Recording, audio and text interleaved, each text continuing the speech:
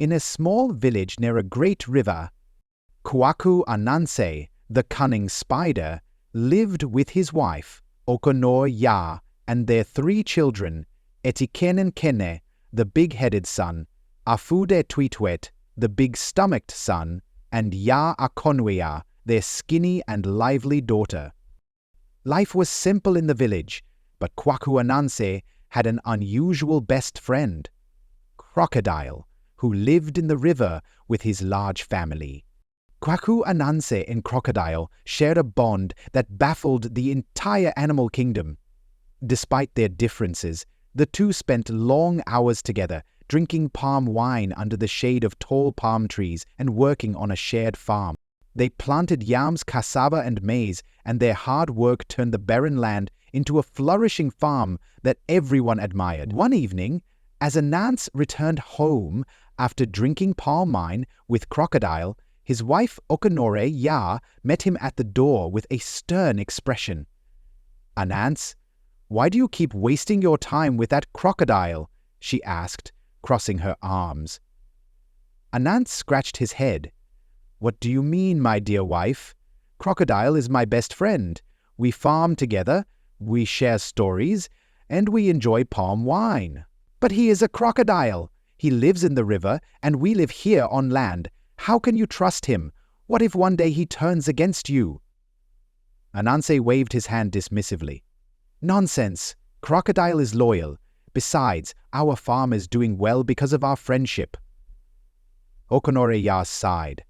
"I hope you know what you're doing, Ananse." Word spread across the forest about the farm Kwaku Ananse and Crocodile had built together. The yams were the largest anyone had ever seen, and the cassava stretched tall and strong. Animals whispered about their unusual partnership. "I think their friendship is a good thing," said Monkey, swinging from a tree. "It shows that different creatures can work together."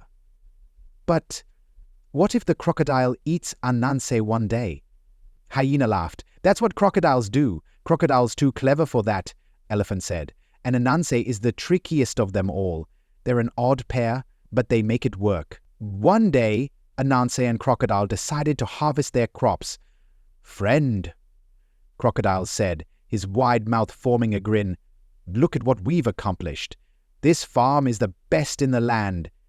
"It's true," Ananse replied, patting his round belly. "The animals can say what they like, but we've proven them wrong." As they loaded their harvest into baskets, Crocodile paused. "Ananse, do you think your wife is happy about our friendship?" Ananse laughed. "Okonor-Ya, she complains, but she'll come around. She doesn't understand how deep our bond is."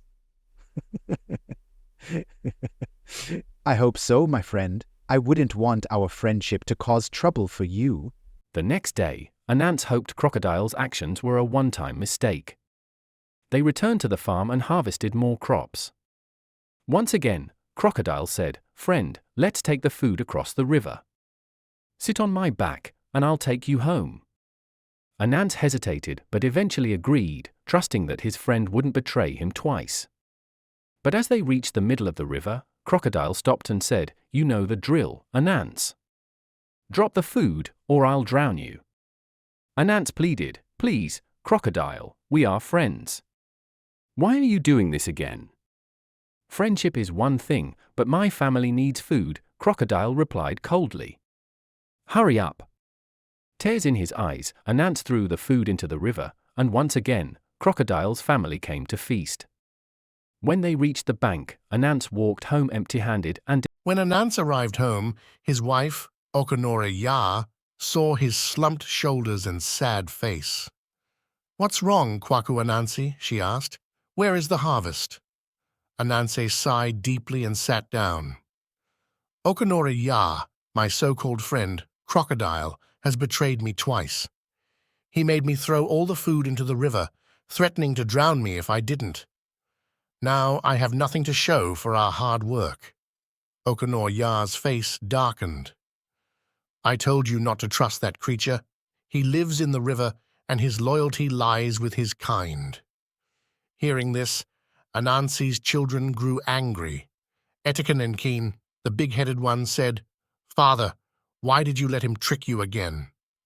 Afudetvedetwe, the big-stomached one, added, "He doesn't deserve your friendship. We need to teach him a lesson." Even Ya Akonwea, the skinny girl, frowned. "Father, this must stop. You can't let him cheat you again."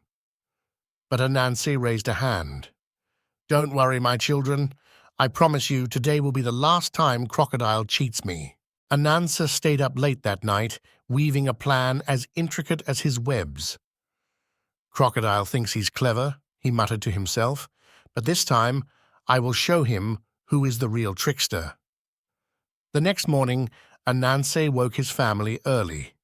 "Today I will go to the farm with Crocodile as usual, but this time I will outsmart him."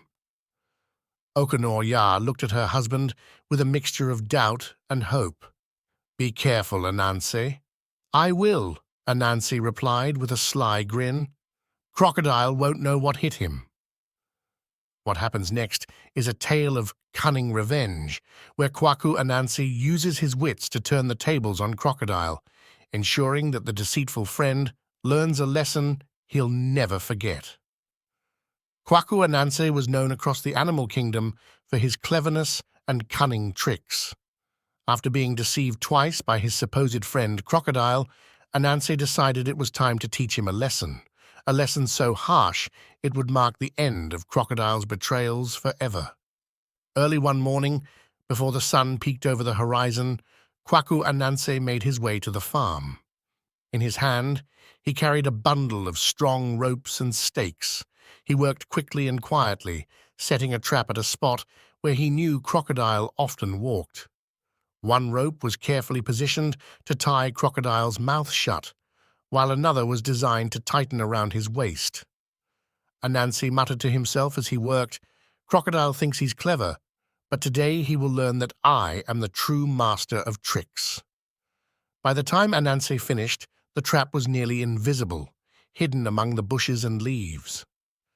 Satisfied, he dusted off his hands and returned home, waiting for Crocodile to arrive. Later that day, Crocodile arrived at the farm as usual, expecting to see Ananse. As always, Ananse greeted him warmly, his face betraying none of his plans. "Ah, my good friend," Ananse said, spreading his arms. "Welcome to the farm. I've found a new patch of yams that are especially large. Come, let me show you." Crocodile, eager to see the crops, followed without suspicion. Ananse led him straight to the trap. As soon as Crocodile stepped on the hidden trigger, the rope snapped into place. One rope wrapped tightly around his mouth, silencing him, while another coiled around his waist. The more Crocodile struggled, the tighter the ropes became. Crocodile's eyes widened in shock as he realized he had been tricked. He tried to roar, but only muffled grunts came out. He wiggled his tail in frustration, but it was no use. He was completely trapped. Ananse stood over him, hands on his hips, grinning. "Ah, Crocodile, my dear friend, do you see now what happens to those who betray Kwaku Ananse? You thought you could cheat me twice and get away with it? Not this time." Leaving Crocodile helpless in the trap, Ananse began harvesting the crops from the farm. The yams, cassava, and maize were plentiful, and Ananse worked tirelessly, loading basket after basket. Once he was finished, he carried the food to the riverbank and called out to Crocodile's family in the water. "Hello! My dear friend Crocodile is hunting in the forest," Ananse shouted. "He has asked me to bring this food to the river for you to take to my house. Don't worry, he and I will bring even more food on the third day." Crocodile's wife and children, unaware of what had happened, happily came out of the water. They carried the food to Ananse's house, trusting his words completely. Crocodile's wife said, "Tell my husband we're proud of him and can't wait to see him with more food." Ananse nodded, smiling slyly. "Oh, I'll let him know." The next morning, Ananse returned to the farm. Crocodile was still trapped, weak from hunger and exhaustion. His eyes pleaded for mercy, but Ananse ignored him. "Good morning, Crocodile," Ananse said cheerfully. "I hope you've had time to think about your actions. Now, if you'll excuse me, I have more harvesting to do." Ananse gathered the remaining crops from the farm, loading them into baskets once again. He carried them to the riverbank and called for Crocodile's family. "More food, as promised," Ananse shouted. "My friend Crocodile is still hunting, but he'll be home soon with meat and more crops." Crocodile's family eagerly came to the riverbank and carried the food to Ananse's house. They were overjoyed, believing their father was working hard for their well-being. They didn't know that he was trapped, slowly dying in the farm. By the third day, the farm was completely empty, and Kwaku Ananse had all the food stored in his house.